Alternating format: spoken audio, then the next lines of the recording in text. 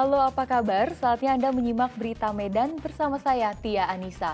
Sejumlah berita menarik akan kami sajikan untuk Anda dan berikut 3 berita utama hari ini. Kebakaran melanda rumah sakit TK2 Putri Hijau di Kota Medan.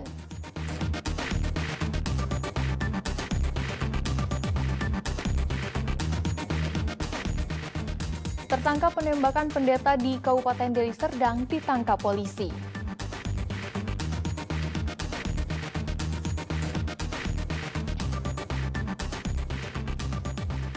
Semarak kemeriahan Hari Ulang Tahun Kota Medan ke-432, ratusan orang mengikuti pawai budaya.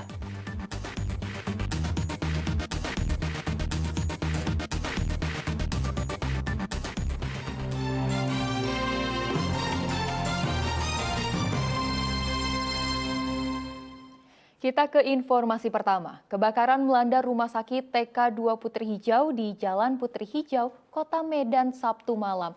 Sejumlah pasien yang berada di dalam ruangan sempat dipindahkan keluar ruangan. Kebakaran yang diduga akibat korsleting listrik ini membuat panik para pasien rumah sakit sehingga pihak rumah sakit mengevakuasi pasien keluar ruangan rumah sakit. Petugas pemadam kebakaran menurunkan 8 mobil pemadam kebakaran untuk memadamkan api. Tidak ada korban dalam kejadian ini, namun kerugian diperkirakan mencapai hingga miliaran rupiah. Informasi yang kami dapat itu gedung observasi daripada rumah sakit Putri Hijau, tapi tidak dalam sedang beroperasi, tidak sedang dipergunakan, sehingga para petugas tidak ada yang di gedung atau di tempat lokasi yang terbakar. Jadi tidak ada korban jiwa. Tetapi menurut proses gedung itu dipergunakan sebagai untuk observasi. Dan material yang banyak terbakar, bahan-bahan yang terbakar itu ada dari triplex, kertas-kertas. Protes atas promosi berbau penistaan agama oleh Holy Wings terus berlanjut. Pengunjuk rasa menuntut pemerintah Kota Medan mencabut izin operasional Holy Wings. Sementara unjuk rasa juga dilakukan puluhan buruh di depan pabrik tapioka Hutahayan di Kabupaten Toba. Mereka menuntut pihak pabrik membayar pesangon buruh yang di-PHK. Protes dan seruan penutupan Holy Wings disampaikan oleh ratusan pemuda mengatasnamakan Sapma PP dengan berjalan kaki dari mulai Taman Ahmad Yani Jalan Sudirman menuju kantor Gubernur Sumatera Utara. Mereka membawa spanduk berisi tuntutan dan kecaman atas promosi minuman keras oleh Holy Wings sebagai bentuk pencederaan terhadap umat beragama maupun nilai-nilai Pancasila. Massa juga mendesak pemerintah daerah mencabut izin dan menutup permanen operasional Holy Wings.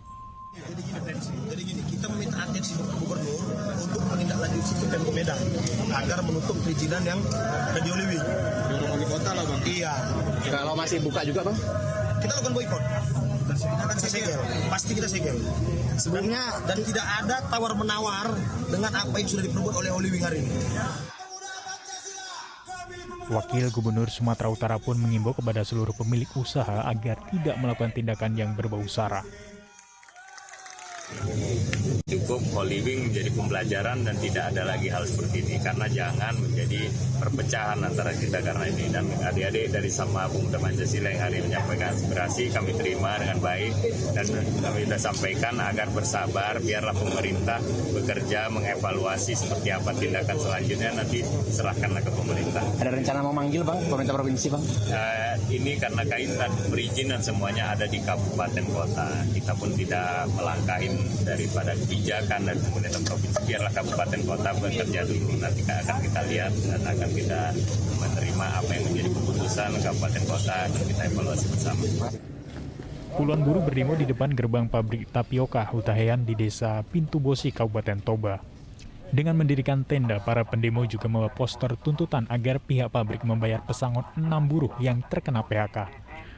Unjuk rasa para buruh ini sempat mengakibatkan akses masuk pabrik terganggu karena pendemo mendirikan tenda tepat di depan pintu masuk. Setelah dilakukan negosiasi dengan pihak pabrik, akhirnya petugas kepolisian Polres Toba yang mengawal pendemo membuka gerbang pintu masuk pabrik agar armada pabrik dapat masuk. Di PHK. PHK oleh pihak perusahaan. Kemudian?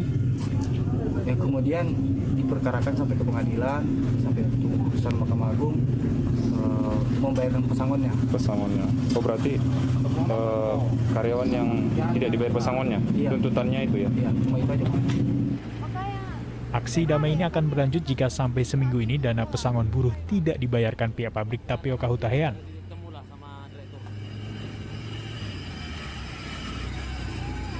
Tuti Alawiah Lubis dan Yan Asmara melaporkan dari Kota Medan dan Kabupaten Toba. Tersangka penembakan pendeta di Kabupaten Deli Serdang akhirnya ditangkap polisi. Motif tersangka lantaran sakit hati karena ingin menguasai pengelolaan keamanan di perumahan tempat korban tinggal.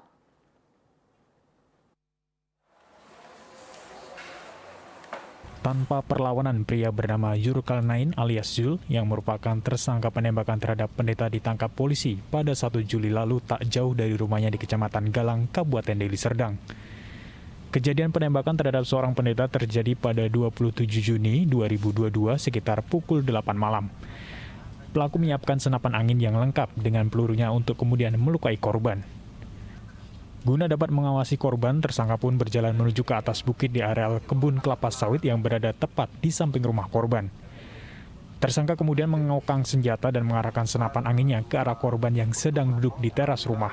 Akibatnya korban mengalami luka di bagian dada kanan dan lengan kirinya. Sudah disiapkannya dengan beberapa butir pelurunya, peluru senapan angin. Kemudian pada pukul kurang lebih 20 waktu Indonesia bagian Barat tanggal 27 Juni, si pelaku bersembunyi di ketinggian yang berhadapan dengan rumah korban sambil merokok. Di situ pelaku mengamatin si korban. Nah, saat korban keluar dari rumah duduk di teras bersama istrinya, disinilah pelaku melakukan penembakannya dengan menggunakan senapan angin ke korban pendeta Tambunan yang mengenai dada kiri, dada kanan bagian bawah. Akibat perbuatannya, pelaku dijerat pasal 340 junto pasal 53 dan atau pasal 353 ayat 2 subsidiar pasal 351 ayat 2 KUHP dengan ancaman hukuman penjara selama 20 tahun penjara. Muhammad Hamdani melaporkan dari Kabupaten Deli Serdang. Video perdebatan antara polisi dengan pemilik pabrik penggilingan beras di Kabupaten Deli Serdang beredar di media sosial. Perdebatan dipicu ketika pemilik pabrik tidak terima berasnya dibawa pihak kepolisian. Sambil gitu banyak loh Pak, Bapak pemaksaan loh. Bapak pemaksaan mengambil Dalam sebuah video pemilik pabrik penggilingan beras Tani Jaya yang ada di Dusun 1, Desa Ramunia, Kecamatan Pantai Labu, Kabupaten Deli Serdang terlihat marah terhadap polisi dari Direktorat Kriminal Khusus Polda Sumatera Utara. Berdasarkan kejadian tersebut, pihak pabrik beras Tani Jaya sebenarnya telah menyiapkan 2 kg beras untuk dibawa sebagai sampel. Namun, petugas kepolisian membawa beras sebanyak 3 karung dengan berat 45 kg. Mereka kan tujuan utamanya itu hanya meminta sebagai sampel. Jadi kita udah persilahkan itu sampelnya dikasih sekitar 2 kilo. Jadi mereka itu dengan paksa ngambil dalam bentuk karung, 3 karung itu mereka ngambil. Jadi otomatis kita keberatan. 3 karung itu jumlahnya seberapa banyak? Jumlahnya semuanya 45 kilo. Tidak bisa masuk. Kapitumas Polda Sumatera Utara membenarkan pria dalam video tersebut yang menenteng karung beras dari gudang merupakan personel polisi. Petugas kepolisian mengambil sampel beras untuk penyelidikan dugaan penyelewengan metrologi pada kegiatan produksi beras premium.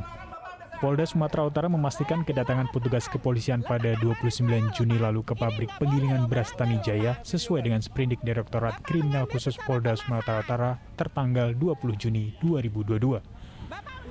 Disebutkan bahwa pemilik usaha memproduksi 3 merek beras premium, namun tidak dapat memperlihatkan izin usaha produksi dan perdagangan beras maupun sertifikat pangan segar asal tumbuhan.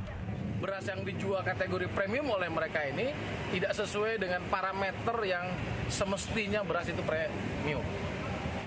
Dari perusahaan atau yang pemilik gudang itu merasa keberatan.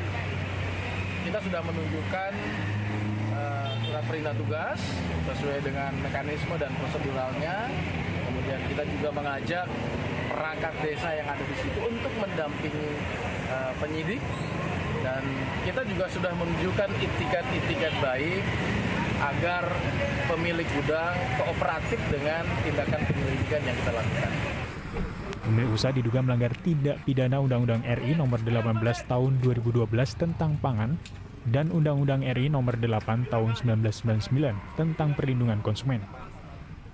Polda Sumatera Utara tengah berkoordinasi dengan dinas terkait atas adanya temuan ini. Pemilik pabrik beras saat ini masih berstatus sebagai saksi. Muhammad Hamdani dan Tuti Alawiyah Lubis melaporkan dari Kabupaten Deli Serdang dan Kota Medan.